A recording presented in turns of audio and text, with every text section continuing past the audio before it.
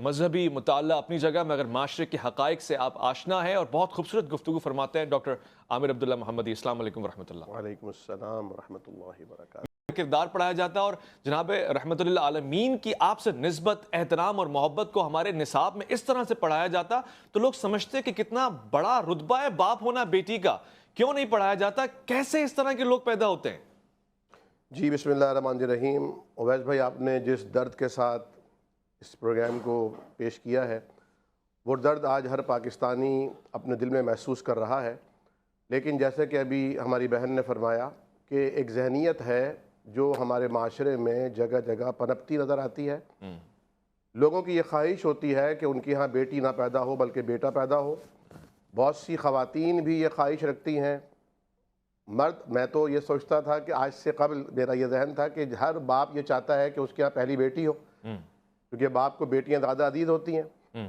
لیکن اس واقعے نے بڑا چونکا دیا ہے اور بڑا حیران اور شجدر کیا ہے کہ نبی کریم آپ فرما رہے ہیں رحمت للعالمین، اور قرآن نے آپ کو یہ درجہ دیا کہ وما ارسلناک الا رحمت للعالمین، آپ نہ صرف مجسم رحمت بنا کر بھیجے گئے بلکہ عالمین کے لیے رحمت کا باعث ہیں۔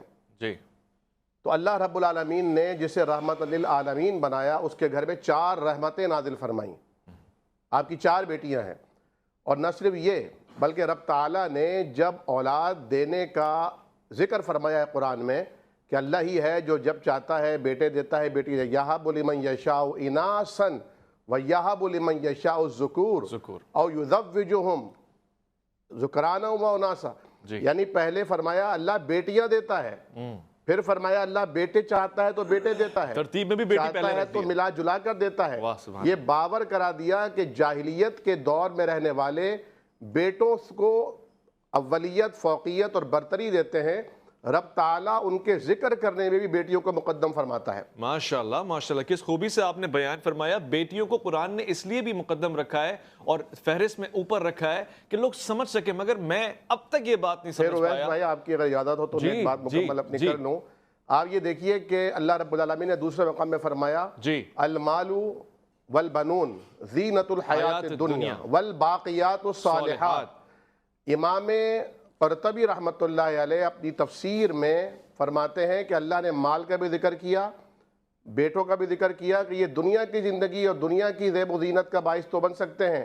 الباقیات الصالحات کا ترجمہ امام قرطبی رحمۃ اللہ علیہ نے فرمایا یہاں بیٹیاں مراد ہیں، تو صرف دنیا میں نہیں آخرت میں اصل میں کام آئیں گی۔ واہ سبحان جیسا کہ نبی کریم صلی اللہ علیہ وسلم نے فرمایا جسے اللہ تعالیٰ نے 3 بیٹیوں سے نوازا ہو اور وہ ان 3 بیٹیوں کی بچپن میں اچھی پرورش کرے، تربیت کرے، پھر ان کا نکاح کرے، اور پھر اگر وہ پلٹ کر آئیں تو بھی ان پر صبر کرے، نگہداشت کرے، خدمت کرے، تو فرمایا کہ یہ جنت میں لے جانے کا باعث بنیں گی اور جہنم سے آڑ بن جائیں گی۔ ایک صحابی کھڑے ہوئے، یا رسول اللہ اگر کسی کی 2 ہی ہوں تو فرمایا اس کے لیے بھی یہی اجر ہوگا۔ ایک اور صحابی کھڑے ہوئے، انہوں نے کہا یا رسول اللہ اگر کسی کی ایک ہی بیٹی ہو، خواہش تو ہو کہ اور ہو لیکن ہو ہی ایک بیٹی، فرمایا اس کی نیت کی بنا پر اللہ تعالیٰ اس کے ساتھ بھی یہی فیصلہ فرمایا۔ جلدی شادی کروا دو، جلدی شادی کروا دو۔ اب دیکھ لیجئے، جلدی شادی ہو یا صحیح وقت پہ بھی شادی ہو، مگر اس طرح کے نتائج کی کوئی تیاری نہیں ہے، اور اس بچی کا تو اس کو پتا ہوگا جب وہ ماں کے پیٹ میں ہوگی۔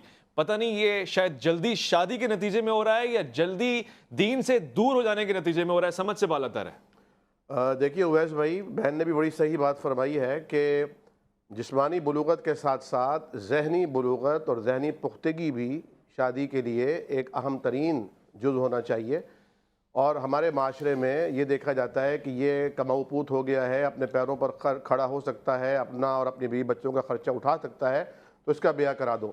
لیکن یہ بھی دیکھنا ضروری ہے کہ کیا اسے اپنی فیملی کو لے کر چلنا آتا ہے، کیا اسے اپنی سوسائٹی میں کس طرح ایک باپ کو ہونا چاہیے، شوہر کو ہونا چاہیے، بیٹے اور داماد کو ہونا چاہیے، کیا یہ صلاحیتیں اس میں موجود ہیں؟ ہمارے ہاں بدقسمتی سے school, college, university, society, NGOs کہیں کوئی ایسا ادارہ نہیں ہے جو شادی سے پہلے لڑکے اور لڑکی کی ذہنی تربیت کر سکے، انہیں بتا سکے کہ یہ شادی کوئی کھیل نہیں ہے، یہ کوئی فن نہیں ہے، یہ کوئی اچیومنٹ اگر کرنی ہے تو اس کے لیے آپ کو ذہنی طور پر قابلیت پیدا کرنی ہوگی۔ دوسری بات یہ ہے کہ ممبر و محراب سے ہم نے بہت مرتبہ، بلکہ میں چونکہ بنات کا مدرسہ بھی چلاتا ہوں، تو میں نے اپنی بیٹیوں کو بھی یہ سمجھایا ہے، کیونکہ کل انہوں نے ماں بننا ہے، کہ دیکھیے جو اللہ کے نبی صلی اللہ علیہ وسلم نے فرمایا کہ یہ 4 چیزیں ناپسند کی گئی، جس میں سے ایک وَوَعْدِ الْبَنَات ہے، یعنی بیٹیوں کو زندہ درگور کرنا.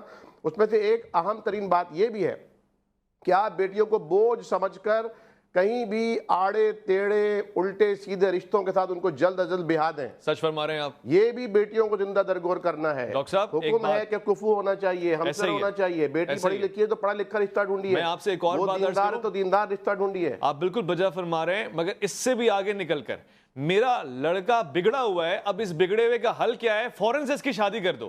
اب جب اس کی شادی ہو جائے گی تو وہ یہ بگڑا ہوا باقی خاندانوں کو بگاڑے گا اور اس طرح کے نتائج نکالے گا. لڑکی کوئی آپ کی واشنگ مشین نہیں ہے جس میں ڈالا اور لڑکا سدھرا ہوا ہو کے نکل آیا، بلکہ نسلوں کو بگاڑ دے گا، نسلوں کے بگاڑ کا باعث بنے گا. ہم اور آپ دین کی ٹھیکیداری اٹھائی ہوئی آپ نے.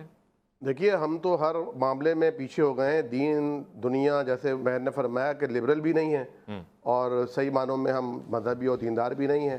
اپنی مرضی کی چیزیں ہم نے لے لی ہیں. عوام میں یہ باتیں مشہور ہیں کہ بیٹی اولاد جو ہے وہ شوہر کی قسمت سے ہوتی ہے اور پیسہ جو ہے وہ بیوی کی قسمت سے آتا ہے. قرآن کہتا ہے کہ نہ بیوی کا قصور ہے کہ بیٹی پیدا ہوئی، نہ شوہر کا قصور ہے، یہ تو اللہ کے ہاتھ میں جسے چاہتا ہے دیتا ہے. اور یہ مشہور ہے کہ بھئی بیٹا افضل ہے، بیٹی افضل نہیں ہے. جب حضرت مریم علیہ السلام کی پیدائش ہو رہی تھی، ان کی والدہ نے منت مانی تھی کہ اللہ تو مجھے اولاد دے گا تو میں اسے وقف کروں گی بیت المقدس کے لیے، لیکن ہوئی بیٹی پیدا. تو وہ کہنے لگی کہ یہ تو میری بیٹی ہوئی. تو اللہ نے کیا فرمایا؟ لیس الذکر کالانثی. یہ نہیں فرمایا کہ بیٹی تو ہاں واقعی بیٹی بیٹے کی طرح نہیں، یہ فرمایا بیٹا کوئی لڑکا اس لڑکی کی طرح نہیں ہو سکتا. صحیح. تو لڑکی کو اللہ رب العالمین نے یہ فضیلت دی ہے. جب تک معاشرے میں بچی کے پیدائش پر مٹھائیاں نہیں تقسیم ہوں گی، یہ معاملہ ایسا کہ ایسے ہی رہے گا.